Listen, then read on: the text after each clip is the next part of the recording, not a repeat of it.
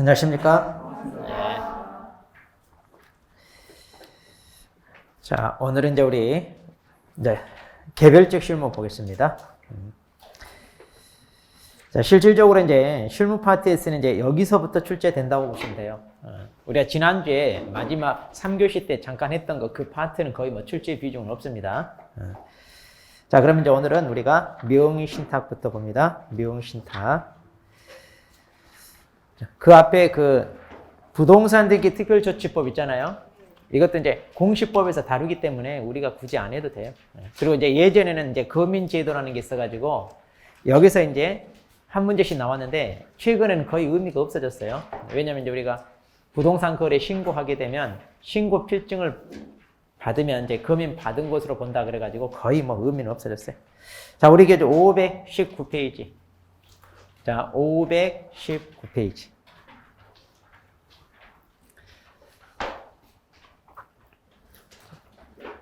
자, 519.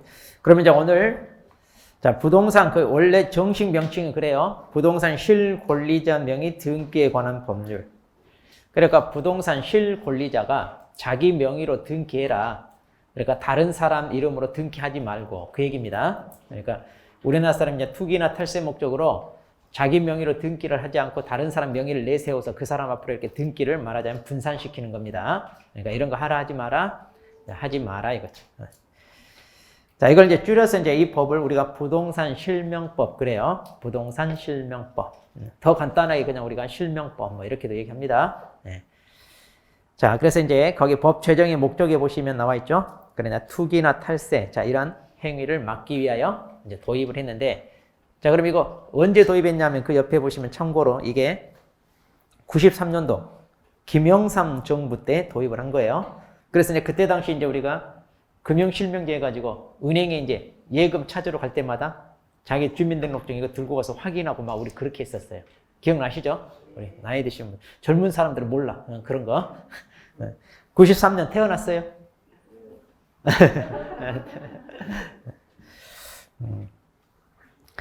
자, 그러면 이제 여기서 다루는 내용이 그렇게 많지 않아요. 그래서 확실하게 이제 여러분이 정리를 하고, 그리고 민사특별법에서도 한 문제, 우리 여기 실무에서도 한 문제. 그러니까 이건 2문제짜리예요. 그러니까 이건 놓치면 안 되죠. 그리고 또 이상하게 우리 수험생들이 실명법 이거 어렵다고 잘 틀려. 근데 알고 보면 아무것도 아닌데 쉬운데. 자, 그러면 이제 우리 하나하나 정리해서 보겠습니다. 자, 520페이지를 봅니다. 520페이지. 자, 먼저 이제 명의신탁 약정. 자, 우리가 이제 실명법에서 다루고자 하는 게 명의신탁이에요. 명의신탁이란 말은 말 그대로 명의를 신탁, 다른 사람한테 맡겼다. 그러니까 부동산 소유자가 자기 명의로 하지 않고 그 명의를 다른 사람 내세워서 그 사람 명의로 이렇게 한마디로 빼돌리는 거. 왜 이래요 하면 우리 세법 시간에 배운 거 있죠. 세법 시간에. 무슨 것 때문에? 어떤 조세? 종부세 있잖아요. 우리 부동산 많이 보유하고 있으면 세금이 많아지잖아요. 그러니까 이제 대표적으로 또 그런 것도 어때요? 분산을 시켜가지고 종부세 안 내려고 많이 합니다. 그런 것도 있고 그래요. 그러니까 이제 그럼 명의신탁이 뭐냐? 이제 보겠습니다. 명의신탁. 자, 거기 우리 교재 봐봐요. 자, 520페이지. 자, 520 명의신탁 약정이 뭐냐? 자, 부동산에 관한 소유권, 기타 물권을 보유한 자 또는 사실상 취득하거나 취득하려고 하는 자. 자, 여기서 보유한 자 거기서부터 사실상 취득하거나 취득하려고 하는 자 여기까지 괄호. 자, 괄호를 딱 쳐봐요. 여기까지.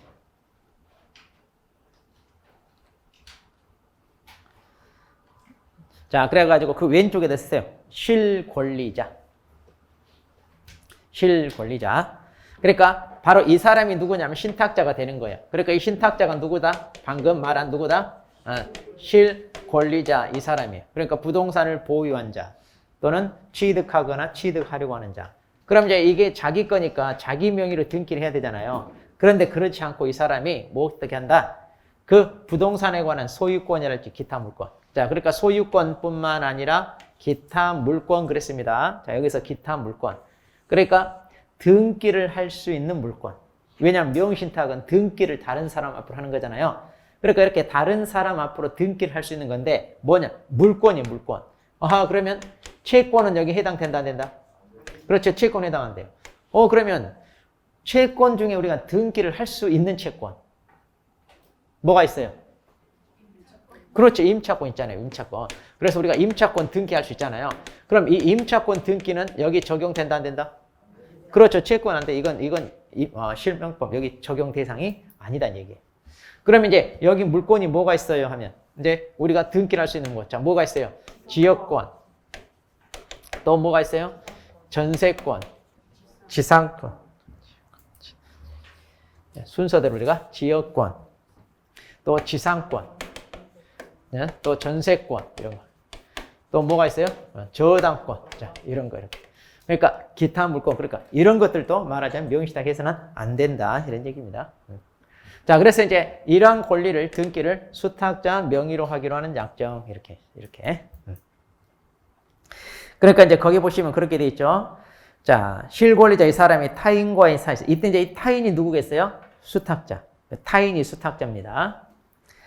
자, 그럼 이 타인과의 사이에서 대내적으로는 자, 대내적이란 말은 뭐냐면 지네 둘 사이에서는 그러니까 신탁자와 수탁자 지네 둘 사이에서는 실권리자가 부동산에 관한 물권을 보유하거나 보유하기로 하고 그러니까 이제 아까 이 실권리자가 누구라고요? 신탁자. 그러니까 신탁자가 주인 행세할 것은 다 하고 그리고 이제 그에 관한 등기는 그 타인 명의로 하기로 하는 약정 그랬죠? 자, 그래서 거기 등기해놓고 가로해서 가등기 포함 그랬잖아요. 그러니까 이제 등기인데 이때 등기. 자, 이때 등기 이제 명의신탁 해서는 안 되는 등기가 뭐예요? 하면 이때 등기는 자 보존 등기 그리고 이전 등기 그리고 가등기도 포함하니까 이거 해도 안 돼. 그러니까 이거 다 해서는 안 돼. 자, 그래서 보존 등기, 이전 등기, 가등기 다 해서는 안 됩니다. 이런 거 다 명의신탁 대상. 자, 그래서 이거 하지 말아야 돼. 자, 그럼 이제 그 밑에 이제 명의신탁자가 누구, 수탁자가 누구냐 이제 얘기했어요. 자, 그러면 이 얘기가 519페이지 거기 나와 있어요. 우리 교재에는. 자, 519페이지 보시면 거기 양가로 2번 중간에 적용보험이 그랬죠? 적용보험이 해가지고 거기 동그라미 1번, 2번. 자, 동그라미 1번, 2번 여기 있어요. 이제 여기 한번 읽어보시면 되고요. 네. 자, 그러면 이제 이렇게 이제 하지 말라는 명의신탁을 했어요. 자, 그러면 이제 실명법에서 이걸 어떻게 할 거냐? 자, 우리 교재 이제 521페이지 갑니다. 자, 이런 거 뭐 그렇게 시험에 잘 안 물어봐, 이거. 이런 건 잘 안 물어봐. 자, 521페이지 그럼 명의신탁 약정 효력입니다. 자, 거기 보니까 첫째, 명의신탁 약정은 무효 그랬죠? 자, 그러면 명의신탁 약정이 뭐냐? 신탁자와 수탁자 지네 둘이 이렇게 하는 거 있잖아요. 짜고 치는 고수도. 자, 이 짜고 치는 고수가 뭐라고요? 무효. 인정하지 않겠다 이거. 인정하지 않겠다. 자, 그 다음에 그러한 명의신탁 약정에 따라 이루어진 등기. 그러니까 이제 수탁자 앞으로 이렇게 등기를 넘겼잖아요. 그럼 그 등기 이전 이것도 자, 이렇게 이전하는 거 이것도 인정하겠다 안 하겠다? 안 하겠다. 다 무효예요. 그러니까 이제 등기 이전 이걸 이제 우리가 물권 변동 그러잖아요. 자, 그래서 우리 교재에 보시면 그 약정도 무효. 그 약정에 따라 이루어진 등기도 무효. 물권 변동도 무효인데 등기 이전이랑 물권 변동 같은 말이에요. 따로 구분해 놨는데 그냥 같은 말입니다. 같은. 자, 이렇게 무효. 그다음 그런데 이제 이렇게 명의신탁을 했을 때 자, 수탁자 앞으로 등기가 넘어갔어요. 그럼 그랬을 때 자, 제3자에 대해서는 어떻게 되나요? 자, 제3자. 자, 명의신탁 약정이랄지 그다음 이 약정에 따라 이루어진 등기 있잖아요. 그럼 이 무효. 자, 여기서 무효 그랬잖아요. 근데 이 무효에는 제3자에게 대항하지 못한다 그랬죠. 자, 그럼 이게 무슨 말이냐? 지금 신탁자가 지금 수탁자에게 등기를 이렇게 넘겼어요. 그런데 수탁자가 제3자에게 자, 이걸 팔아먹었을 때 이것은 유효하게 넘어간다 안 넘어간다? 이거 유효하게 넘어간다는 얘기예요. 그러니까 신탁자가 수탁자 아니 제3자에게 야 이건 내 거야 돌려줘 이렇게 찾아올 수 있다 없다? 이 찾아올 수 없다 이 말을 대항하지 못한다 그 말이에요. 그러니까 수탁자가 팔아먹으면 깨끗이 그 부동산 날린다 그 말이에요. 깨끗이 날린다. 그러니까 제3자한테는 이러지도 좀 왜냐? 대외적으로는 이제 아까 대내적으로는 즉 신탁자와 수탁자 지네 둘 사이에서는 신탁자가 주인 행사할 거 하잖아요. 그런데 이제 대외적이란 말은 이거예요. 외부에서 봤을 때는 수탁자 앞으로 등기가 되어 있으니까 당연히 누가 소유자라고 생각해요? 수탁자. 그러니까 이 사람이 소유자라고 생각하고 계약을 한 사람. 이 사람은 보호받는다, 안 받는다? 받는다. 그래서 이거 유효하게 넘어간다는 얘기죠. 그 얘기입니다. 자, 그래서 제3자에게 이거 어떻게 하나요? 자, 우리 교재는 여기 쭉 넘어가 있어요. 524페이지. 자, 524페이지입니다. 524페이지 맨 밑에. 자, 그래서 524페이지 맨 밑에 제3자에 대한 효력 그랬죠? 자, 그래서 자, 제3자에게 팔아먹으면 자, 동그라미 1번 거기 맨 밑에 제3자가 소유권을 완전 유효하게 취득한다 그랬죠? 그 다음 동그라미 2번입니다. 이때 신탁자 등은 제3자가 선의 악이 불문하고 제3자에게 대항하지 못한다. 자, 여기서 선의 악이란 말이 뭐냐? 이 제3자가 이 수탁자가 지금 부동산을 자기한테 팔았는데 이게 수탁자라는 걸 알았다. 또는 몰랐다. 이런 거 상관없어요. 자, 이런 거 상관없이 유효하게 취득한다. 그래서 제3자. 자, 이 사람은 우리가 선악 불문하고 대항하지 못한다. 이렇게 됩니다. 제3자에 대항하지. 자, 그래서 명의신탁은 하지 말라는 건 했어. 그런데 수탁자가 팔아먹으면 깨끗이 그 부동산 날리게 만들어버리는 거예요. 그래서 신탁자로 하여금 어때? 부담을 느끼게. 그렇게 해서 명의신탁을 못하게 만들겠다 이 말이. 자, 그렇게 해서 이제 이게 명의신탁.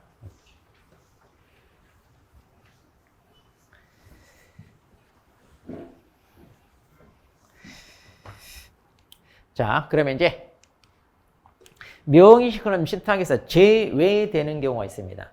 그러니까 이제 지금 신탁자, 수탁자 둘 사이에 등기를 수탁자 앞으로 넘겼잖아요. 그런데 이거를 명의신탁으로 보지 않겠다 이 말이에요. 명의신탁으로. 아예 그러니까 처음부터 명의신탁에 해당되지 않는 것, 안 된 것. 자, 그렇게 해서 세 가지가 있어요. 자, 그러면 자, 우리 교재. 자, 519페이지. 자, 519페이지 맨 밑에 있습니다. 그러면 이제 이런 경우는 왜 명의신탁으로 보지 않느냐? 자, 이것은 개별 법률에서 인정합니다. 그러니까 보통 이제 명의신탁이라는 게 투기나 탈세 목적으로 자기 명의로 하지 않고 다른 사람 내세워서 그 사람 명의로 등기를 하는 거잖아요. 그런데 이렇게 투기나 탈세 목적으로 이렇게 하는 게 아니라 개별 법률에서 이걸 인정을 해줘, 인정을. 자, 그랬을 때 이것을 이제 명의신탁으로 보지 않겠다는 얘기인데 이거 세 가지. 자, 그럼 우리가 양도담보나 가등기 담보가 있는데 이거 우리 가등기 담보 등에 관한 법률이 있어요. 민사특별법 시간에 배워요. 혹시 진도 했었나 나갔었나? 진도 한 번도 안 했어 아직? 안 물어볼 테니까 얼른 대답. 뭐 물어볼까봐 또 이제 대답. 기억이 안 나는 척하고 있고. 가등기 담보만 잠깐 얘기했어요. 그러니까 이거 뭐냐면 간단해요 이거. 자. 이게 뭐냐면 이거예요. 자, 갑이라는 사람이 지금 을하고 이제 뭐 했냐? 돈을 빌렸어, 돈을. 얼마? 3억을 이렇게 빌렸어요.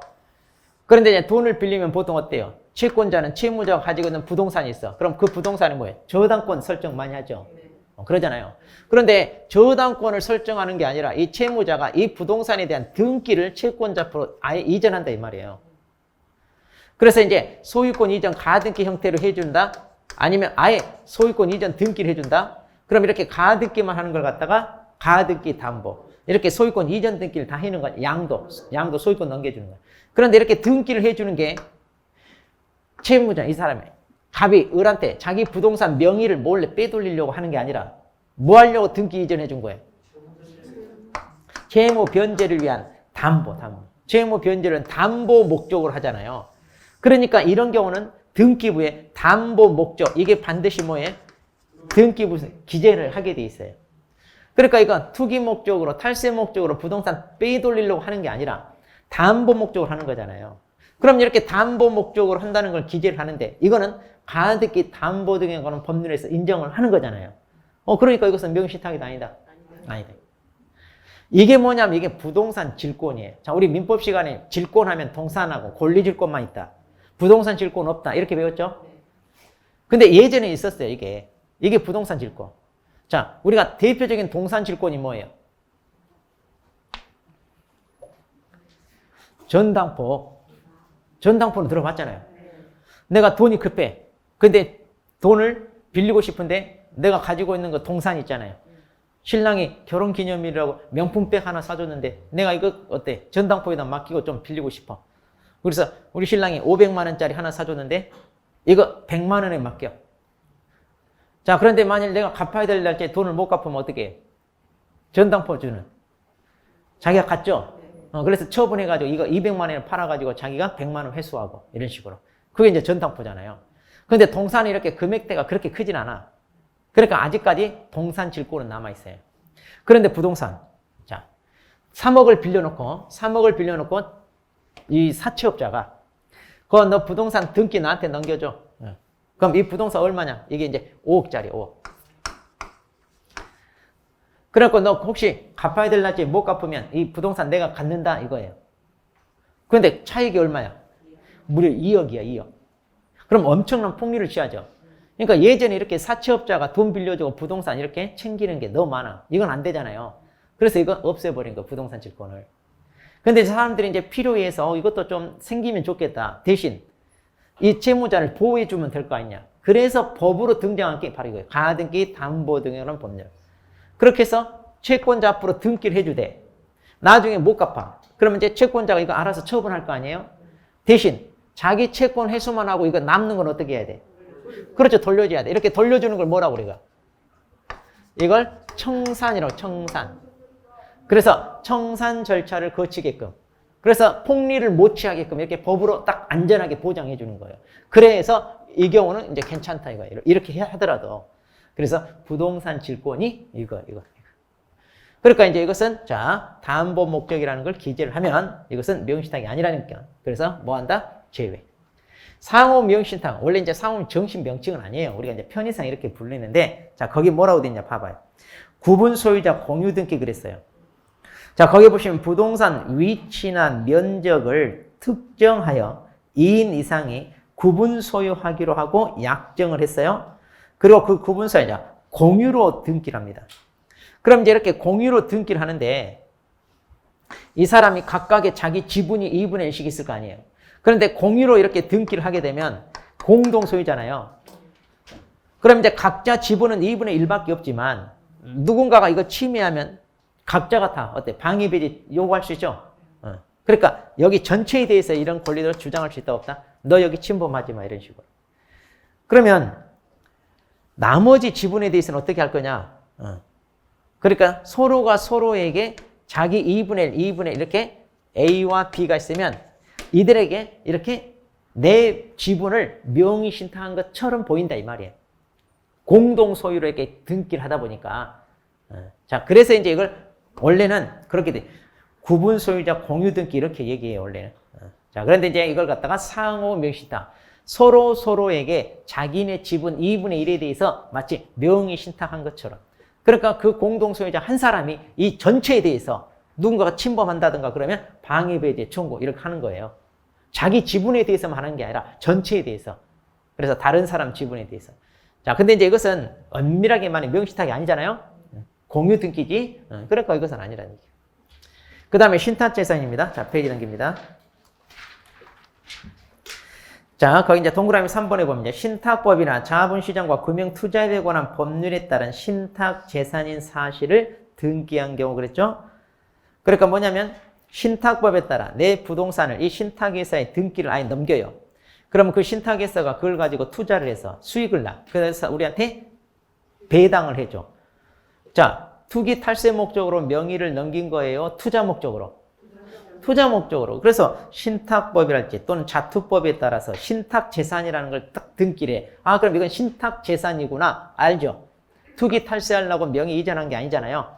그러니까 이것도 이 법률에 의해서 투자 목적으로 하는 거를 인정하기 때문에. 자, 이것은 명의신탁이다 아니다? 그래서 이것은 명의신탁에서 뭐 한다? 아예 제외한다. 제외한다. 그런데 이제 여러분이 조심할 게 이 특례하고 구분해야 돼. 또 특례.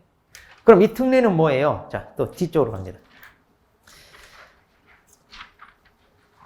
자, 526페이지. 자, 526페이지 보시면, 자, 특례라는 건데, 거기 보면 뭐라고 되냐. 배우자, 종중, 종교단체에 대한 특례 그랬죠? 그리고 그 옆에 유효한 명신탁 이렇게 돼 있어요. 자, 이게 무슨 말이냐. 이들이 하는 그 형태를 보면 이것은 명신탁이에요.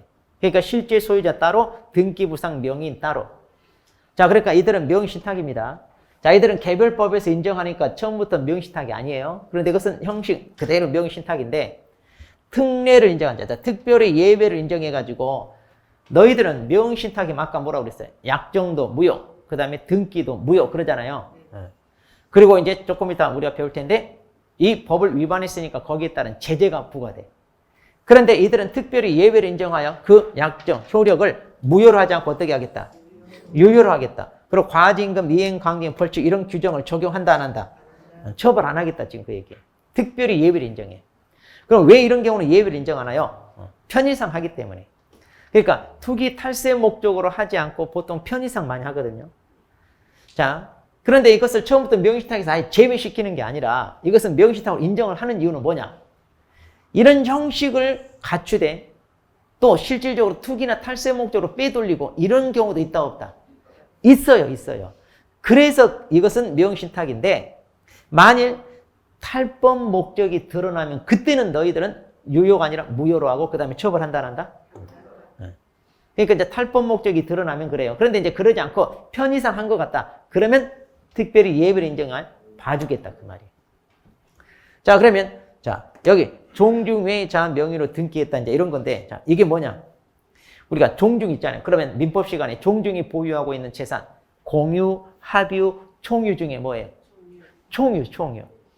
그럼 이제 이들이 가지고 있는 선산 같은 거 있을 거 아니에요? 문중 집안 선산. 그래서 임야가 막 몇천 평 돼. 거기에 이제 문중 묘가 엄청 많이 있고 막 몇백 개 있고 이럴 수 있어요. 그러면 자, 문중 사람들이 총 500명이야. 그러면 여기 종중. 자, 이걸 우리 문중 이렇게 이야기하는데 만일 500명이나 되는 사람이 자, 여기 속해 있으면 이들 소유는 뭐예요? 공동 소유잖아요. 그러면 자, 등기부상에 이 500명 이름을 다 써요? 불가능하잖아요. 그러니까 어떻게 한다? A라는 사람을 내세워서 이 사람 앞으로 뭐 한다? 등기를 해놓자 이 말이에요. 그러니까 실제 소유자는 종중원인데 등기부상은 A로 돼 있어. 그러니까 명신탁이잖아요. 그런데 이것은 탈법 목적으로 하는 게 아니라 편의상 이렇게 할 수밖에 없잖아요.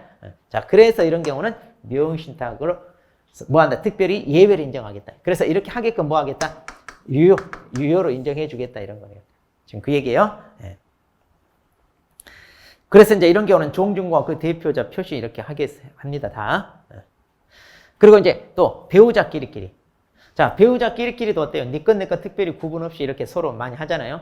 그래서 이제 이런 경우도 마찬가지입니다. 그래서 배우자 명의로 부동산에 관한 물건을 등기한 경우.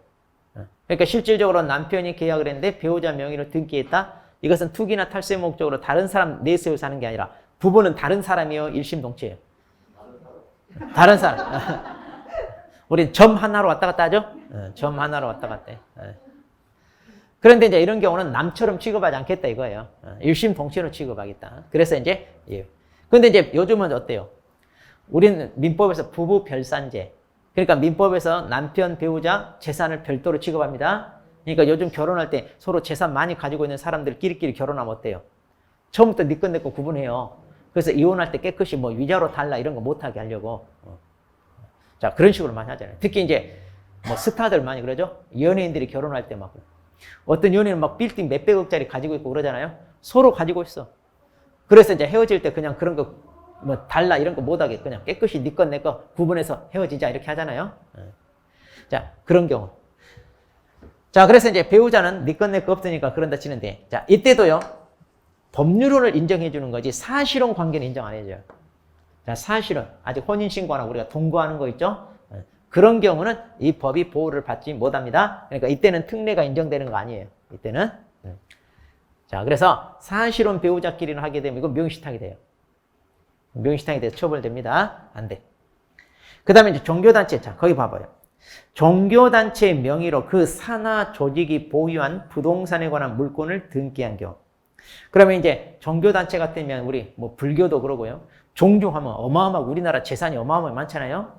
자, 그들이 이제 산 좋고 물 좋고 경치 좋은데 이런 데만 딱 풍수지리적으로 아주 명당 중에 명당 찾아서 절을 많이 짓잖아요.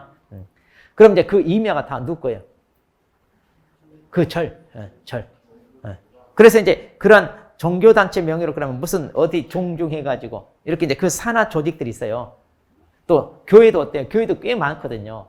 그럼 이제 그런 종교단체 명의로 이제 부동산을 등기를 하게 되는데 이런 경우는 누구 개인 명의로 하자면 또 집건 줄 알고 싸우고 빼돌리고 이래. 그러니까 자기 명의로 개인 명의로 하는 게 아니라 아예 그냥 그 종교단체 명의로 아예 등기를 하는 거예요. 그럼 이런 경우도 그 필요성에 의해서 하는 거잖아요. 누구 개인 이름을 했다가 몰래 빼돌리고 자기 자신한테 또 빼돌리고 이러면 안 되니까. 그래서 이제 이런 경우도 이제 편의상 필요에 의해서 하는 거니까 특례를 인정하여 무효로 하지 않고 유효. 그래서 이걸 유효로 하기 때문에 이걸 갖다가 뭐라고 그러냐? 이걸 갖다가 유효한 이걸 명의신탁 이렇게 많이 해요. 유효한 명의신탁 이렇게. 그래서 이제 민법에서는 이 말을 더 많이 써요. 민법에서는. 그러니까 유효한 명의신탁이 뭐예요? 하면 이거 세 개 떠올리면 돼. 유효한 명의신탁이 뭐예요? 하면. 자, 유효한 명의신탁. 자, 그러면 이제 자, 우리가 명의신탁을 받고요. 그 다음에 제외되는 것, 특례가 인정되는 거 이제 이렇게 한번 개념적으로 잘 찾아봤어요. 자, 그럼 이제 실제로 우리 시험에 나오는 건 뭐냐면 유형입니다. 이제 이걸 잘 봐야 돼. 이 세 가지 유형. 자, 우리 교재 봅니다. 자, 521페이지. 521페이지 봅니다. 자, 시험은 여기서 나와요. 주로 사례식으로. 자, 먼저 이자간. 이자간이란 말은 말 그대로 두 사람 사이에 등기 명의를 신탁했다. 명의. 자, 그래서 이제 신탁자가 있고 수탁자가 있어요. 이 두 사람 사이 명의신탁 약정에 의하여 등기를 자, 수탁자 앞으로 넘겼습니다. 그럼 아까 이렇게 실명법에서 하지 말라는 명의신탁하면 이거 뭘로 한다? 무효. 그 다음에 이 이전 등기도 뭐다? 무효. 다 무효입니다. 그럼 이게 무효란 얘기는 뭐냐? 실제로 등기가 수탁자 앞으로 넘어갔다 안 넘어갔다?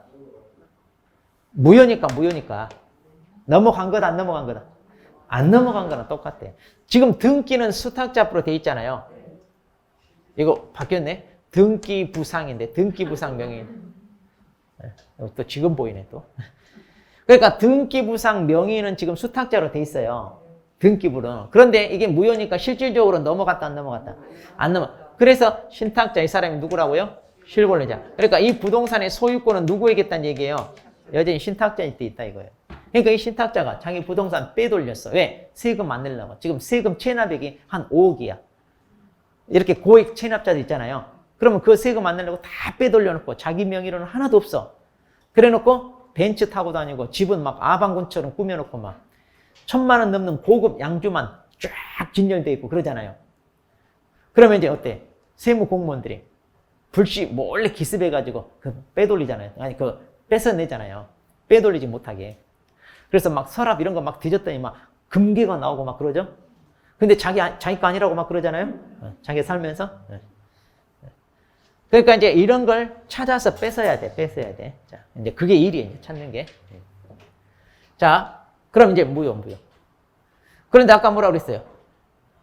수탁자가 이걸 제3자한테 팔면 제3자는 선악불문하고 유효하게 취득한다. 그래서 제3자에게 대항하지 못한다. 다 했던 건데. 자, 그럼 이제 이자간 등기 명의신탁. 자, 이제 봅시다. 이렇게 하지 말라는 명의신탁을 했을 때 무효고 이 약정에 따라 이루어진 등기 이것도 무효입니다. 그래서 실질적으로는 소유권은 누구에게 있대? 갑에게 있다. 자, 아니 그러니까 신탁자에게 있다. 그러면 자, 나중에 이제 시간이 흘러서 신탁자가 수탁자한테 이제 이 부동산 찾아오고 싶어. 자, 그러면 이거 어떻게 찾아올 거냐? 이제 이게 중요해. 자, 원래는 신탁자 거 자기 거잖아요. 근데 이제 등기가 수탁자 앞으로 돼 있으니까 이 등기를 자기 앞으로 가져오는 방법. 이제 어떻게 할 거냐, 이거. 자, 거기 교재 봅니다. 자, 521페이지 봅니다. 자, 기억은 다 설명했고, 이제 니은입니다. 니은 보세요. 자, 수탁자 명의로 한 이전 등기는 무효잖아요. 그렇기 때문에 신탁자는, 자, 거기 밑줄, 명의신탁 해지에 기한 소유권 이전 등기 청구할 수 없다. 그러니까 이 약정에 의하여 수탁자 앞으로 등기가 넘어갔는데 이 명의신탁 약정을 해지하고 야, 내 앞으로 등기 해줘. 이렇게 등기 이전 청구 이렇게 할 수 있다 없다? 이거 없다 이거 없다. 이거 없다 이거. 왜 없다? 거기 써놨잖아요. 그 앞에. 그 방금 이 자체 약정이 뭐기 때문에 자, 우리가 계약을 해지하려면 유효하게 체결된 계약이 있어야 되는데 지금 이 계약이 뭐라고요? 무효. 그러니까 이 계약 자체가 없어. 그러니까 계약을 해지한다 이 말을 쓸 수 있다 없다? 그러니까 해지한다 이 말 쓸 수가 없다는 얘기예요. 자, 이거 알아야 돼. 아, 이게 뭐기 때문에? 무효이기 때문에. 무효이기 때문에 계약 해지라는 말 쓸 수가 없다 이 말이에요. 그러면 이제 이거 안 되면 어떻게 가져오냐? 자, 그 밑에. 그다음 이제 수탁자를 상대로 소유권에 기한 방해 배제 청구권 행사하여 수탁자 명의 등기 말소를 청구하거나. 자, 여기 하나. 그다음 진정 명의 회복을 위한 소유권 이전 등기를 청구할 수 있을 뿐이다 그랬죠? 자, 그럼 여기서 이제 주로 어떻게 하느냐? 거기 등기 말소를 청구합니다. 그러니까 수탁자 앞으로 있는 등기가 이게 무효잖아요, 무효. 그러니까 이거 원인 무효니까 수탁자 앞으로 있는 등기를 뭐해라? 말소하고 내 앞으로 이거 진정명의 회복해서 등기 이전할 수 있게끔 해주세요. 이 말이에요. 그러면 자, 수탁자 앞으로 되어 있는 등기를 말소하기 위해서는 어떻게 해야 되느냐? 말소 청구 소송을 제기하는 거예요. 법원에다가. 원래 이 부동산 내 건데 지금 수탁자 앞으로 되어 있다. 그런데 이 등기 이전 자체가 무효니까 원인 무효잖아요. 그럼 우리 공시법에서 배운 대로 원인 무효는 말소해달라고. 말소 청구 소송 제기. 그럼 법원에서 그럼 왜 이 등기가 무효라고 하느냐? 이제 주장하는 사람이 입증을 해야 되죠? 그럼 여러분 뭐라고 주장해야 돼? 이게 무효라는 걸. 그렇죠. 명의신탁했다고 얘기해야 돼. 그래서 명의신탁을 한 거예요. 그러면 명의신탁은 실명법에서 뭐라고 했어요? 무효.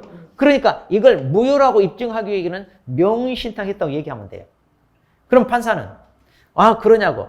그러면 수탁자 앞으로 되어 있는 등기 이거 무효니까 이거 말소하고 원상회복 이거 하게끔 인정해준다 안 해준다? 해준다 이거야? 이제 여기서 이제 우리가 막혀. 아니 하지 말라는 명의신탁을 해서 법을 어겼어. 그런데 아쉬우니까 다시 또 돌려달라고 해? 그럼 이거 돌려줘야 돼 말아야 돼 하면 그럼 이제 이런 법 있으나 만하게 이제 이런 생각이 들어. 그러다 보니까 이거 돌려받을 수 있을까 없을까 이제 여기서 막혀. 자, 그런데 판사들은 판결을 어떻게 해야 돼? 지 감정 가는 대로 해야 하면 판사들 선수하잖아. 본인은 법률과 양심에 따라 판단한다. 법률에 따라 판단해야 돼. 그럼 이때 법률이 무슨 법? 지금 우리 무슨 법 배우고 있어? 실명법. 아, 실명법에 따라 판단해야지. 그래서 실명법에서 뭐라고 그랬어요? 무효라고 했잖아요. 그러니까 이거 그래서 무효니까 무효하고 그럼 원상이 뭐 네 거니까 원래 이건 네 거니까 실체관계 부합하게 가져가라. 인정해 준다는 얘기예요. 왜? 법대로 판단해야 되니까. 그러면 이제 신탁자는 고맙습니다 하면 법관이 그냥 보내냐? 일로 와. 너 방금 네 입으로 명신탁했다고 얘기했잖아. 예. 그럼 실명법 위반했네? 예. 그럼 실명법 위반하면 처벌을 받고 가야지. 그래서 실명법을 위반한 신탁자는요 5년 이하의 징역 또는 2억 이하 벌금이에요. 그러니까 이걸 소송 제기하려면 자기 입으로 명신탁했다고 이실직고하고 처벌받을 걸 감수해야 돼. 자, 소송 제기한다 못한다? 쉽게 못하지.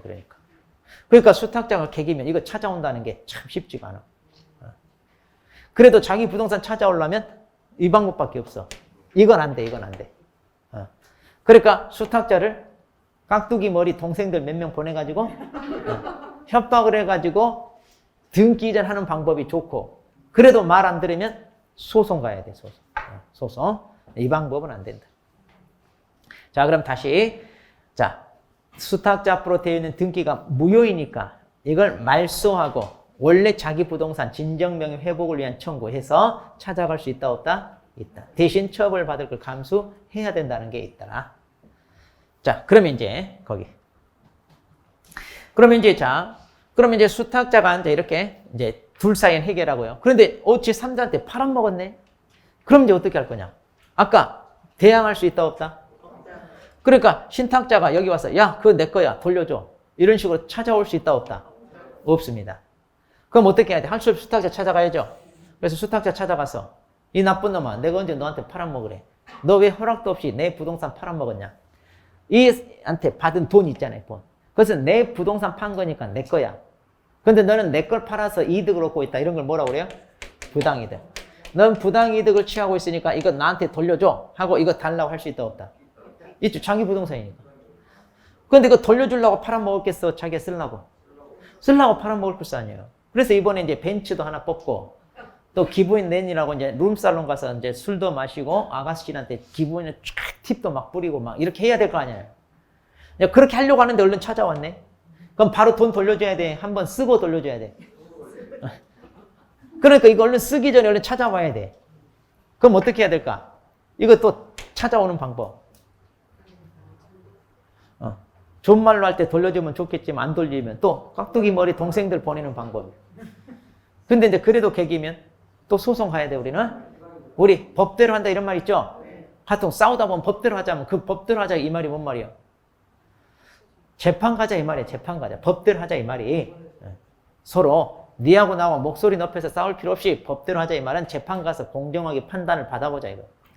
그럼 이것도 부당이득 반환 청구 그리고 말로 하는 그 소송까지 간다 이거야. 그럼 이제 판사가 아니 수탁자가 자기 부동산 판 건데 왜 너 이건 네 거라고 하느냐? 그럼 이거 자기 거라는 걸 입증을 해야 돼. 뭘로? 또 명의신탁 있다고 그랬지. 그러니까 이거 수탁자 게 아니라 내 거예요. 아 그러냐고. 야 그럼 너 돌려줘야겠네. 인정한다 안 한다?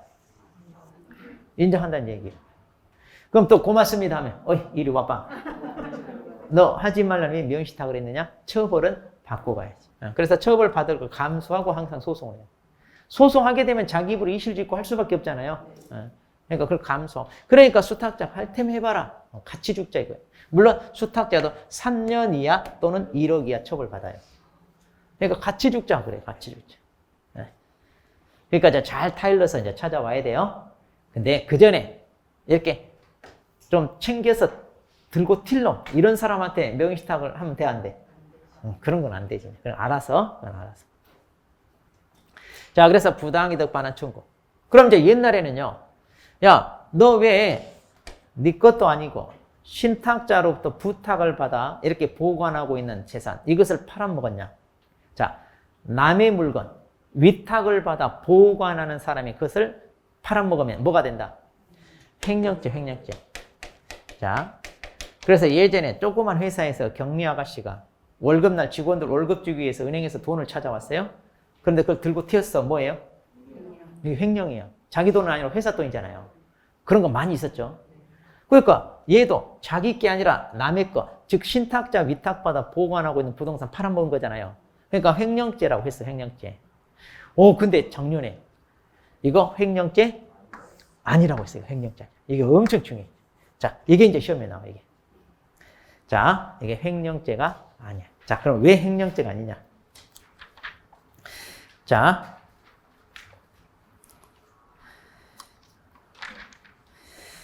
그래서 525페이지. 자, 525페이지 보시면 맨 밑에 판례. 자, 형사상 횡령죄 성립 그랬죠? 자, 이제는 횡령죄는요, 거기 이자간, 삼자간, 그 다음에 계약 명의신탁 다 안 됩니다, 이제는. 횡령죄가 다 안 돼요. 자, 그런데 그 판례를 보면 1번 판례 양자간, 지금 이 두 사람이고, 이거 양자 두 사람. 그럼 이 경우도 왜 횡령죄가 안 됐냐 해가지고, 거기 보면 쭉 내려와서 하나, 둘, 셋, 넷, 다섯째 줄. 자, 다섯째 줄 찾았어요? 거기 맨 끝부분에 사실상 위탁관계 이 말 나왔죠? 자, 거기서부터 쭉 밑줄. 자, 이렇게 위탁관계라는 것은 실명법에 반하여 범죄를 구성하는 불법적인 관계에 지나지 아니할 뿐 이를 형법상 보호할 만한 가치가 있는 신임에 의한 것이라 할 수 없다 그랬죠? 네. 그러니까 무슨 얘기냐? 이 둘 사이에 명의신탁을 했잖아요. 근데 이 명의신탁 이 자체가 신임관계, 법으로 보호해줘야 될 이런 신임관계냐 이거예요. 그게 아니라 이게 실명법 위반이잖아요. 이 자체가 불법이다 이거예요. 근데 이 불법을 법으로 보호해줄 필요가 있다 없다? 없다 이거예요. 그래서 수탁자가 이걸 팔아먹었다 하더라도 횡령죄가 된다 안 된다? 안 된다. 정식 법적으로 보호하는 신임관계에 의해서 이렇게 보관하고 있어야 되는데 그게 아니니까 이거 안 된다. 그러니까 수탁자 좋아졌어 안 좋아졌어? 이제는 마음 놓고 처분해도 돼. 예전에는 자기도 횡령죄 처벌 받으니까 이랬는데. 자, 그러니까 한 10억짜리 하고 자기 잠깐 학교 갔다 오면 돼요. 자, 이런 식으로 팔. 자, 이게 이자간.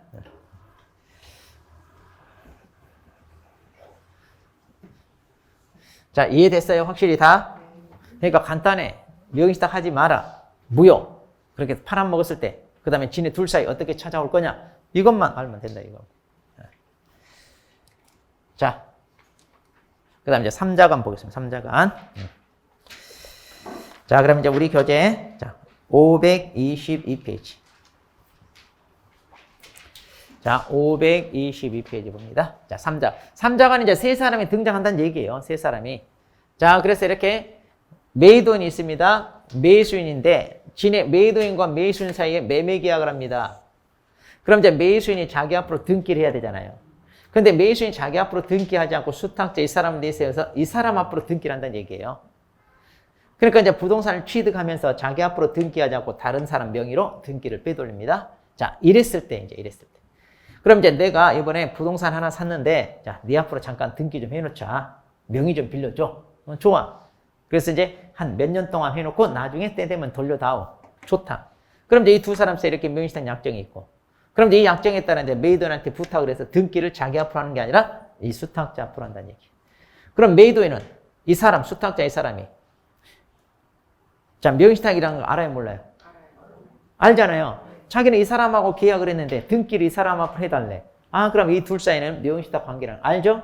그러니까 따지고 보면 이 사람 악이에요, 악이. 악이니까 이런 걸 보여줄 필요 있냐? 없어. 그래서 이 등기도 뭘로 한다? 무효. 자, 그래서 이 약정은 항상 무효입니다. 이 약정은 무효고 이 약정에 의해 이루어진 이 등기도 뭘로 하겠다? 무효로 하겠다. 이제. 자, 근데 여기는 조심할 게 이 두 사람의 매매 자체는 유효입니다. 이 매매 자체가 뭐 무효, 취소, 해제되는 사유가 없는 한 이 매매 자체는 유효고요. 이 약정이 무효고 이 등기가 무효입니다.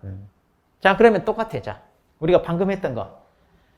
자, 시간이 흘러서 신탁자가 수탁자한테 야, 이제 그 부동산 돌려줘야지. 그런데 안 돌려줘. 오랫동안 이렇게 하다 보니까 이제 자기 건 줄 알아. 그래서 이제 안 돌려줄 계기면 또 명신탁 약정. 자, 이 약정을 해지하고 자, 자기 앞으로 등기 이전 청구 이렇게 할 수 있다 없다? 이렇게 할 수 없다. 왜냐? 이 약정이 뭐기 때문에? 무효이기 때문에 이렇게는 할 수 없다. 그럼 아까처럼 자, 수탁자 앞으로 되어 있는 등기를 말소하고 찾아오는 방법. 자, 그러면 이제 이거 무효니까 이거 말소하고 원상회복이란 말 쓰잖아요. 그럼 등기를 여기서 바로 이렇게 넘길 수 있다 없다? 절차대로. 저기 메이드인 저기서 왔잖아요. 그러니까 여기서 이렇게 간다. 여기서 이렇게. 그럼 이제 이것이 무효니까 말소를 누가? 메이드인 이 사람이 해야 될 거 아니에요. 근데 이제 자기는 신경 끄겠죠. 그래서 이제 목마른 사람이 울음을 파야 되니까 자, 이 매수인이 메이드인을 뭐예요? 대위하여 말소 청구 소송. 자, 이렇게 말소 청구 소송을 제기하는 거예요. 그렇게 해서 이제 말소해서 이제 메이드인한테 돌렸죠? 그 다음 소유권이잖아요. 유효하게 취득했죠? 그러니까 매수인은 메이드인한테 등기 전 청구권은 여전히 갖는 거예요. 그렇게 해서 이제 이렇게 돌려받는다 이 말이에요. 바로 이렇게 가는 게 아니라 뭐든지 순서대로 가는 거예요. 절차는 순서대로. 자, 물론 소송 제기하면 또 실명법 위반에 대해 드러나겠죠? 감수하고. 그 다음 자, 이번엔 또 돌려달라고 할 것 같으니까 그 전에 작업 들어갑니다. 그래서 제3자한테 팔아먹어요. 제3자는 선악 불문하고 이거 유효하게 취득한다 한다? 그럼 야 이거 내 거야 돌려줘 이렇게 할 수 있다 없다? 없다. 그럼 수탁자한테 너 왜 내 거 팔아먹었냐? 얘한테 팔고 받은 돈 그것은 돌려줘 하고 부당이득 반환 청구할 수 있다 없다? 이것은 원래 수탁자 거니까 아니 신탁자 거니까. 근데 또 안 돌려주고 개기면 어떻게 한다? 부당이득 반환 청구 소송 제기해서 돌려받을 수 있다 없다? 있다. 그 다음 그럼 이제 너 왜 남의 거 팔아먹었냐 하고 횡령죄를 또 인정할 거냐 이거예요. 자, 횡령죄는 뭐냐면 남의 부탁을 받아 이렇게 보관하는 사람. 그러니까 이제 위탁 신임관계라고 이런 걸 그 사람이 처분해야 이게 이제 횡령죄가 되는데 그럼 이 신탁죄에 대한 횡령죄가 되느냐? 지금 이 부동산은 누구 걸까요? 하면 이 상황에서 이 부동산 소유권은 누구한테 있을까요? 신탁자 거? 아니죠. 이게 무효잖아요. 등기가 실질적으로 넘어가니까 실제 이 부동산 소유권은 누구에게 있는 거예요? 매도인, 원소유자한테 있다 이 말이야, 원소유자. 그러니까 이 부동산 신탁자 거 아니네? 그러니까 신탁자로부터 위탁 신임 관계가 인정이 된다 안 된다? 안 되는 거 이거 안 되는 거. 위탁 신임 관계. 그래서 횡령죄 된다 안 된다? 그래서 안 된다. 이것은 2년 전, 3년 전에 나온 판례, 아주 중요한 판례. 그러니까 지금 30년 넘게 다 횡령죄를 인정했다가 최근에 인정 안 한 거예요. 최근에. 이것은 이제 이미 시험에 나오고. 이제 이자간 나올 때 됐어요. 이제 이자간. 자, 똑같이 이렇게 가면 돼요. 똑같이. 자, 그 다음, 이제. 우리 계약명시탁을 봅니다. 계약명시탁. 시험에 얘기했죠. 잘 나와. 자, 계약명시탁은 뭐냐?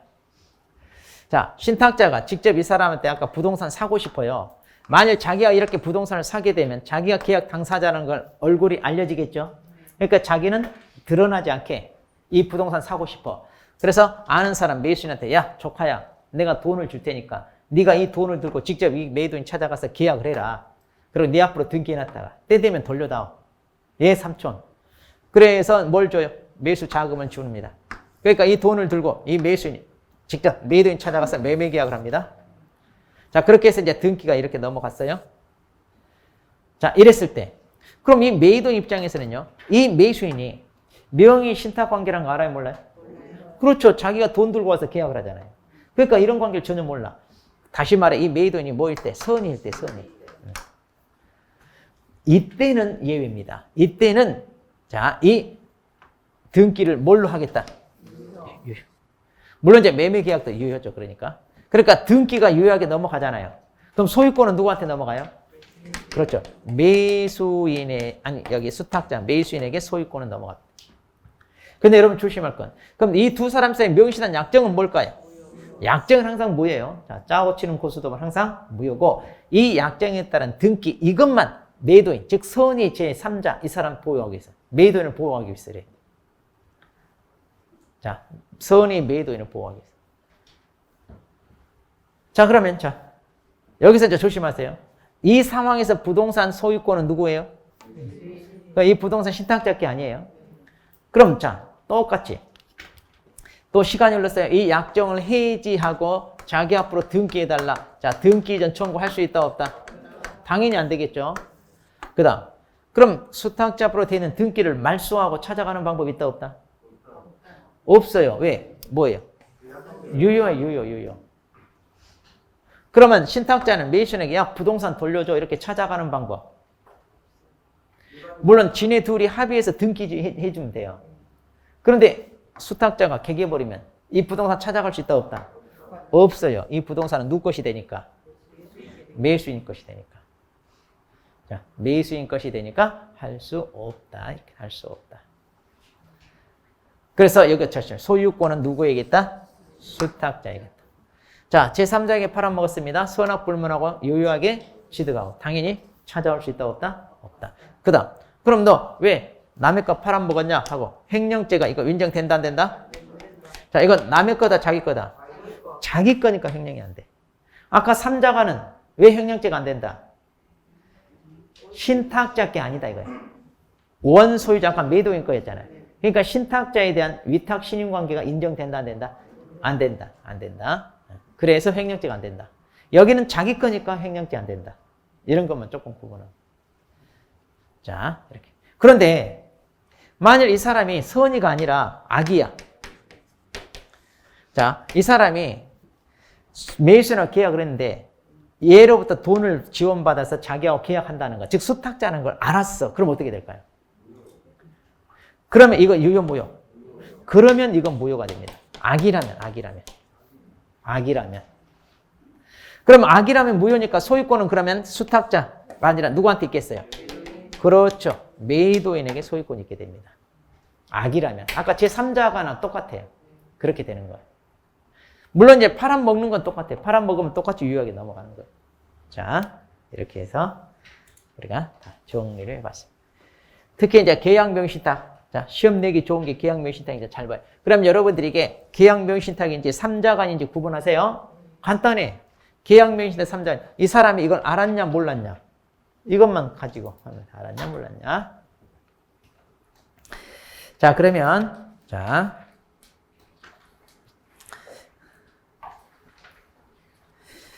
판례 같은 건 여러분이 조금 읽어보시고 민법에서 다 하니까.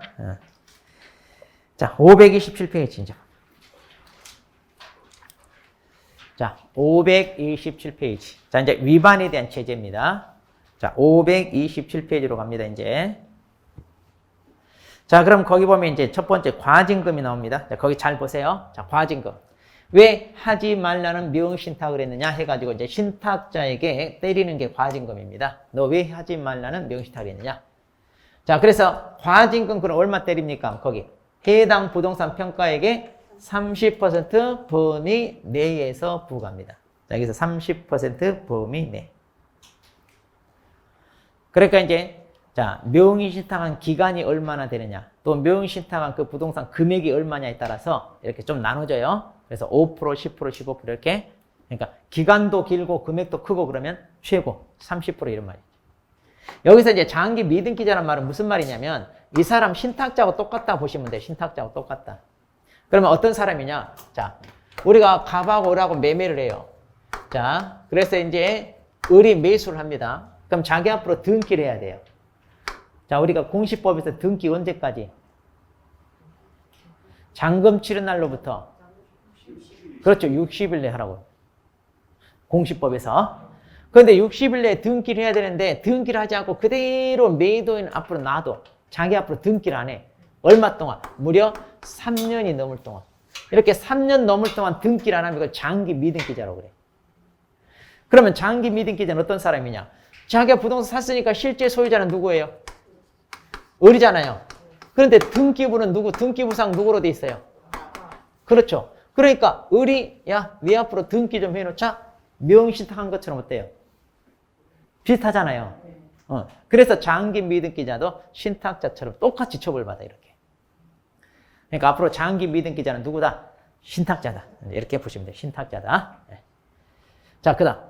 자, 과징금을 때렸습니다. 정신 차리고 빨리 실명 등기를 해야 돼요. 그런데 여전히 안 해. 내버려 두네. 그러면 이행 강제금 때려. 빨리 네 앞으로 등기를 이행해라 해가지고 때리는 게 이행 강제금이에요. 자, 과징금 때렸잖아요. 그럼 과징금 부과일로부터 1년이 되도록 아직까지 등기를 안 하네?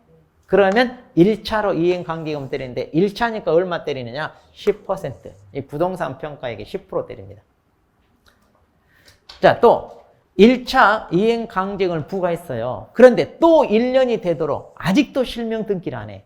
2차로 한번 또 때려, 2차로. 자, 2차니까 몇 프로? 20% 이렇게. 자, 그래서 이행 강제금은 2번 때립니다. 이행 강제금은. 그 다음에 벌칙입니다. 그 왜 하지 말라는 명신탁 했냐 해가지고. 자, 이거 신탁자는요, 5년 이하 2억 이하. 그리고 수탁자는 3년 이하 1억 이하입니다. 자, 그래서 신탁자, 수탁자가 5, 2, 3, 1 이렇게. 5, 2, 3, 1. 어떤 사람이 이렇게 외우대. 3.1절에 오이 들고 만세 부른다 뭐 이렇게. 3.1절에 오이 들고 만세 부른다. 그럼 외웠어. 3.1절에 오이 들고 만세 부른다. 이게 뭔 말이요? 어디서 나온 말이야? 이건 몰라 이제 우리는. 자, 그래서 5, 2, 3 상당히 세. 장기 미등기자는 똑같이 신탁자처럼 때립니다. 똑같이 돼.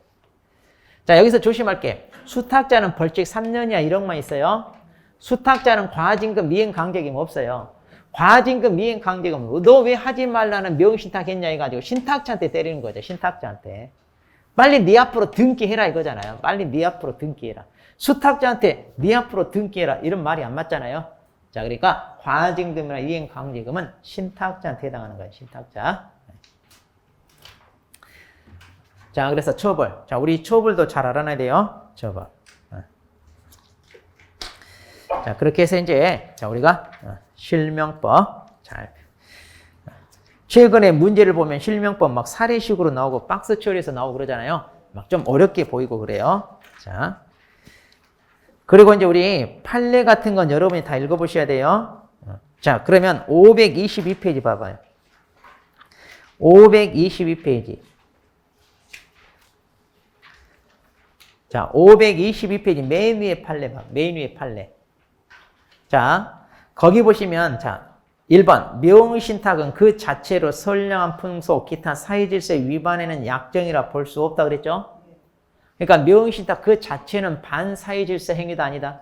우리 민법에서 배우는 그 103조 위반 행위 있죠? 거기에 해당되지 않는다. 따라서 그 2번. 그래서 이렇게 명의신탁을 했을 때 신탁자가 수탁자한테 야 이거 원래 내 거야 하고 돌려받을 수 있다 없다? 있다 이 말이에요. 반사회질서는 아니니까. 그러니까 불법 원인 급여도 아니다. 아니다. 거기 2번 판례 맨 마지막. 그래서 당연히 불법 원인 급여에 해당한다고 볼 수 없다. 자, 우리가 불법 원인 급여에 해당하면 찾아올 수 있어요, 없어요? 없다고 그랬잖아요. 자, 그래서 도박자금 빌려줬어. 1,000만 원. 야, 이거 갚아. 찾아올 수 있다 없다? 없어요. 그건 불법 원인 급여니까. 그러니까 우리가 실명법 위반했잖아요. 자, 갑과 을이 명의신탁 약정을 했어요. 이렇게 명의신탁 약정을 하고 이제 등기를 해줬는데, 자, 이것을 우리가 실명법에서 무효, 이건 무효 그러잖아요. 그러면 이 등기, 약정에서 등기를 해준 게 이게 불법 원인 급여라면 찾아올 수 있다 없다? 찾아올 수 없어요. 이게 반사회질서행위라면. 근데 그건 아니다 이거예요. 그러니까 원래는 갑거니까 이게 찾아올 수 있다 없다? 있다 이 말이야. 실체관계에 부합하게. 자, 그래서 그것은 찾아올 수 있는 거기 때문에 어떻게 찾아올 거냐 이제 아까 그걸 우리가 다룬 거예요. 그러니까 그건 조심하면 돼. 이게 불법 원인 급여는 아예 찾아올 수도 없다 이거예요. 자, 그럼 여러분들 어떻게 해야 돼 이거? 명의신탁을 못하게 강력하게 규제를 하기 위해서는 아예 불법 원인 급여로 딱 정해버리면 명의신탁 하겠어 안 하겠어?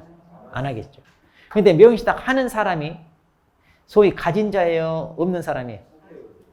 가진 사람들, 권력 있는 사람들, 법을 만든 사람들.